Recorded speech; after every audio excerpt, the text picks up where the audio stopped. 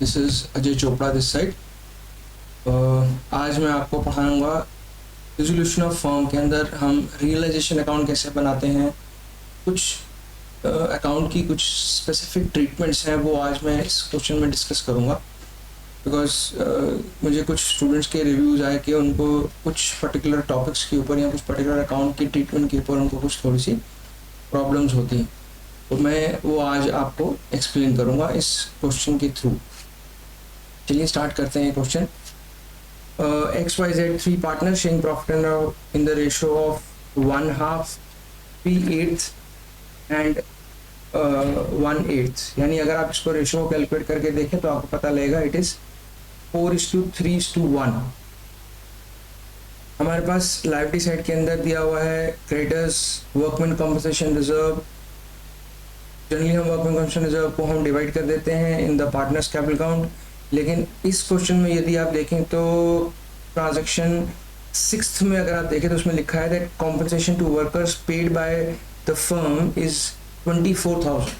इसका मतलब आपने कॉम्पनसेशन पे किया है, तो आप क्या करें, इस 40,000 का जो आपके पास ऑलरेडी रिजर्व है, आप इसमें से 24,000 रियलाइजेशन में ट्रांसफर कर देंगे, बाकी आप पार्टनर्स की कैपिटल अकाउंट में डिवाइड हो जाए। फिर बैंक का लोन है, नॉर्मल लायबिलिटी है। देन एक्स लोन, एक्स का जो लोन है वो जनरली हम कैश अकाउंट में ट्रांसफ़र करते हैं पेमेंट के लिए बाय एक्स लोन अकाउंट, क्योंकि ये पार्टनर का लोन है, it is an internal liability, तो it should not come in the realisation account. लेकिन अगर आप ट्रांजेक्शन 3 देखें, थर्ड ट्रांजेक्शन, उसमें लिखा है x accepted investment in full settlement of his loan, यानी उसका जो लोन है वो एक एसेट के अगेंस्ट एडजस्ट हो रहा है, तो इसलिए मैं इस एक्स के लोन को भी मैं रियलाइजेशन में ही ट्रांसफर करूँ। तो चलिए मैं स्टार्ट करता हूँ ये क्वेश्चन। आप इसकी एक पिक्चर खींच लीजिए सो दैट आपको क्वेश्चन को करने में थोड़ी सी आसानी हो जाएगी।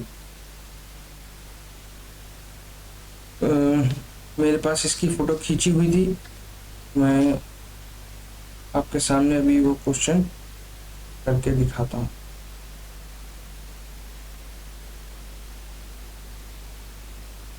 Alright, let's start doing the question. ये मैंने बनाया यहाँ पर रियलाइजेशन, और क्वेश्चन में बोलते हैं कि आपको रियलाइजेशन का अकाउंट ही बनाना है, लेकिन मैं आपको इस क्वेश्चन में पूरा अकाउंट बना के दिखाऊंगा, कैपिटल अकाउंट भी बनाऊंगा और फिर कैश अकाउंट भी बना के दिखाऊंगा, सो दैट कैश अकाउंट जब हमारा एंड में मिल जाएगा तो वी विल से हाँ हमारा क्वेश्चन इज करेक्ट। तो let's start up first by creditors. You have creditors of 1,50,000.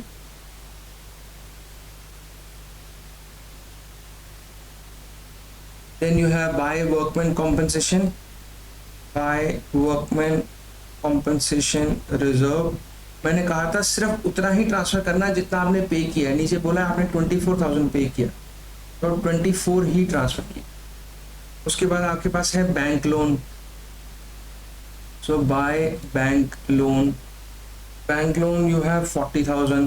Okay, फिर मैंने आपको बताया था कि जो पार्टनर का लोन है वो भी यहाँ होगा, एट द रिकॉर्ड होगा, बिकॉज दे हैव और the loan has been adjusted against the asset.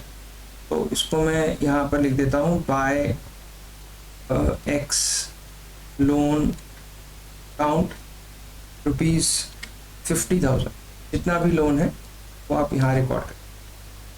फिर हमारे पास यहाँ पर दी हुई हैं वैल्यूज ऑफ फिक्स्ड एसेट्स, तो मैं यहाँ लिखता हूँ 2 fixed assets 9 lakhs।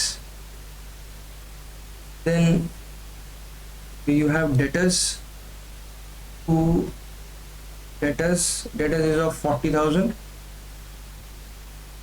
Then you have investments,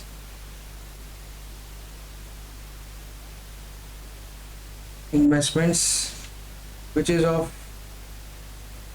debtors हमारे पास है 280, I'm sorry it is 2,80,000, 2,80,000। then investments we have 30,000। then you have stock worth ₹1,40,000। all right, then you have patents ध्यान रखना ये हमारे इंटैंजिबल एसेट है, रिकॉर्ड तो हम करेंगे यहाँ पर, लेकिन यदि मेरे को इसके बारे में कोई इंफॉर्मेशन नहीं है तो मैं इसको सेल नहीं करता। Similarly advertisement suspense account partnership capital में राइट ऑफ होता है। Then 2 prepaid expenses 12,100 and then I have cash account, वो कैश अकाउंट में जाएगा, यहाँ नहीं आएगा। ऑल राइट, अब हम चलते हैं नेक्स्ट ट्रांजेक्शन्स के ऊपर। उन्होंने बोला that fixed assets are realized at 120%, that means 20% more than the book value. आपकी बुक वैल्यू है 9 लाख की, 9 लाख का 20% करेंगे तो ये आएगा 1,80,000। तो 1,80,000 इसमें हम प्लस कर देते, मेरी वैल्यू हो जाएगी बाय कैश, नीचे लिखेंगे fixed assets 10,80,000, 9 lakh plus 1,80,000 is 10,80,000। फिर बोला 50,000 of the debtors were proved bad, यानी आपने 50,000 के जो डेटर्स थे वो आपको नहीं मिले, यानी out of 2,80,000 50 was bad, that means how much you got it, you have received from your debtors 2,30,000। तो अब यहाँ पर लिखेंगे डेटर्स 2,30,000। देखिए जितने की रियलाइज्ड वैल्यू होती है उसको हम यहाँ लिखते हैं, यदि प्लस में हुई तो प्लस करके, यदि माइनस में हुई तो माइनस करके। देन उन्होंने बताया that second transaction creditors were agree to take over stock at full settlement. Creditors की हम कोई एंट्री नहीं करेंगे, यानी हमारे क्रेडिटर्स ये हमारे स्टॉक ले गए, खत्म, यानी स्टॉक भी गया और क्रेडिटर्स भी गए। यहाँ से फिक्स्ड एसेट्स हो गए, डेटर्स हो गए, सब हो गया। उसके बाद उन्होंने बोला that x accepted investment in full settlement of his loan, यानी एक्स का जो लोन है वो भी सेटल हो गया फ्रॉम द इन्वेस्टमेंट्स। चलिए वो इन्वेस्टमेंट भी ले गए, तो मतलब मैं इसकी भी एंट्री नहीं करूँ। ओके, फिर बोला bank loan was paid together with interest of 9% per annum. तो यहाँ मैं लिखता हूँ टू कैश, हमारे पास बैंक लोन था, हमने 40,000 तो पे करना ही करना है, उसके अलावा हमको इंटरेस्ट भी पे करना है। इंटरेस्ट कितना होगा, लेट्स सी, 40,000 इंटू 9/100 इंटू 3/12, ये मैं इसलिए लिख रहा हूँ, ध्यान से समझना। उसने बोला है that it is for 3 months and the rate of interest is 9% per annum. यदि ये पर एनम वर्ड ना लिखा होता और 3 months भी लिखा होता तो 3 months की कोई वैल्यू नहीं थी, सिंपल 40,000 इंटू 9 अमाउंट कर देता। लेकिन क्योंकि यहाँ पर बोला है पर एनम और साथ में बोला 3 months, तो मुझे 3/12 भी लेना है। इसको अगर आप कैलकुलेट करेंगे तो 900 आए, दैट मीन्स 900 का आपने इंटरेस्ट पे किया और तो 900 आ गया, उससे हमारी ये वैल्यू हो जाएगी 40,900। और उसके बाद आपका there was a unrecorded investment sold for 16,000। Okay, investment sale कर दीजिए, जितने की बोले उतने की सेल कर दीजिए। Then compensation to the workers were paid at 24,000। Okay, तो आप यहाँ लिखेंगे कॉम्पनसेशन आपने 24,000 और पे किया, तो टोटल मिला के 64,900 आपने टोटल पे किया। फिर लास्ट ट्रांजेक्शन है, इसको भी जरा थोड़ा सा ध्यान से देखिएगा। उसमें बोला X was allowed a remuneration of 25,000. He was supposed to give us 25,000 की remuneration. So 2x capital account 25,000, and he is supposed to bear realization expenses. बोला यहाँ पर that he is agreed that he is going to bear the realization. Then we don't have to do anything. लेकिन आगे next line में और बोला firm paid realization expenses 10,000. See, partner ने bear करने थे रियलाइजेशन एक्सपेंसेस, लेकिन पार्टनर ने नहीं कर पाए, फर्म ने पे करा। इसका मतलब फर्म के लिए ये एक तरह से, पार्टनर के लिए एक तरह से ड्रॉइंग्स है। तो जब मैं कैपिटल अकाउंट बनाऊंगा तो उसमें वहां पर टू कैश लिख दूंगा 10,000। It is partners capital account debited to cash this transaction. So इसके बाद अब हमारा क्वेश्चन खत्म हो जाता है। Realisation account is over now. Let's see के रियलाइजेशन अकाउंट में हमारे पास और क्या क्या वैल्यू, मतलब और टोटल बैलेंस कितना आएगा। This is comes out to be 10,80,000 plus 2,30,000 plus 16,000 gives me 13,26,000। I think आपको यहाँ तक समझ में आ गया होगा। अब हम इसका प्रॉफिट निकालते हैं, लॉस, आई बिलीव प्रॉफिट आएगा। तो to profit transfer to X Y and Z plus 90,000 plus 24,000 plus 1,50,000, this is 15,90,000। ये हमारी वैल्यू इधर आ गई, 15,90,000 ये वैल्यू आ गया, minus 25,000 minus 64,900 minus 12,100 minus 1,50,000 minus 30,000 minus 2,80,000 minus 9 lakh। So 1,28,000 का हमारा प्रॉफिट आया है। तो 1,28,000 प्रॉफिट आ गया। इसको अगर आप 4:3:2 की रेशो में, अगर आप 4:3:1 की रेशो में डिवाइड करेंगे तो ये वैल्यू आएगी हमारी 64,000। देन ये हुआ हमारा 48,000 and then divided by this, तो ये हुआ हमारा 16,000। ये वैल्यूज हमारी रिकॉर्ड हो जाएंगी कहाँ पर, कैपिटल अकाउंट। चलिए, ये तो हमारा हुआ रियलाइजेशन अकाउंट, हमने कैसे बनाना था ये मैंने आपको बनाना सिखा दिया। इसमें कुछ बातों का हमने ध्यान रखा, एक बार रिवाइज करवा देता हूँ। जो पार्टनर का लोन है, यदि वो किसी एसेट को टेक ओवर कर रहा है तो हम पार्टनर के लोन को इधर रिकॉर्ड करेंगे, रियलाइजेशन में रिकॉर्ड करेंगे और फिर छोड़ देंगे क्योंकि उन्होंने एसेट ले लिया। उसी तरह से जितना वर्कमैन कॉम्पनसेशन हम पे कर रहे हैं, मतलब फर्म अगर पे कर रही है workman compensation to the tune of 24,000, तो 24 ही मैं यहाँ ट्रांसफर कर दूंगा। बाकी रेस्ट अगर बचा तो वो पार्टनर्स के कैपिटल अकाउंट में as a normal reserve divide हो।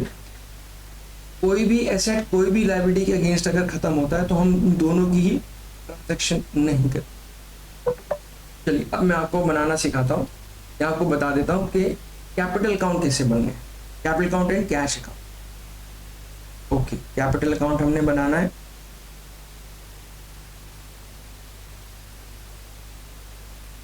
So this is X, Y and then Z, X, Y and Z, X, Y, Z, Y balance brought down. सबसे पहले हमारे बैलेंसेस हैं, लेट्स सी बैलेंसेस कितने हैं। Capital के balance हैं 6 lakhs, then we have 4,50,000 and then 1 lakh। फिर हम यहाँ पर बाय वर्कमैन कॉम्पनसेशन रिजर्व कर देते हैं transfer, which is of 16,000 divided by 8, that comes out to be 2,000, then we have 6,000 and then 8,000। then I have by realization जो एक्स को 25,000 की रेम्यूनरेशन मिल रही है, उसकी ड्राइंग्स भी हैं, तो टू कैश उसकी 10,000 की ड्राइंग्स होगी, ये उसकी ड्राइंग्स हैं। फिर उसके बाद एक to advertisement suspense account, that comes out to be 2,500, 7,500 and then 10,000। बस अब हमको इसे क्लोज करना है। रियलाइजेशन का profit by realization account profit. Profit हमने जब कैलकुलेट किया था तो वो अमाउंट आ रहा था 64,000, 48,000 एंड 16,000, ये हमारे प्रॉफिट्स थे। अब हमारा काम ये रहेगा कि हम इनको क्लोज करेंगे। क्लोज करके I find the balance, that balance will be to cash account, ये मेरा बैलेंसेस हो जाएंगे। इसको अगर मैं टोटल करूँगा तो टोटल करते समय अगर आप इसको देखें तो आपका ये वैल्यू आती है 6,97,000, this is 5,04,000 and this is 1,18,000।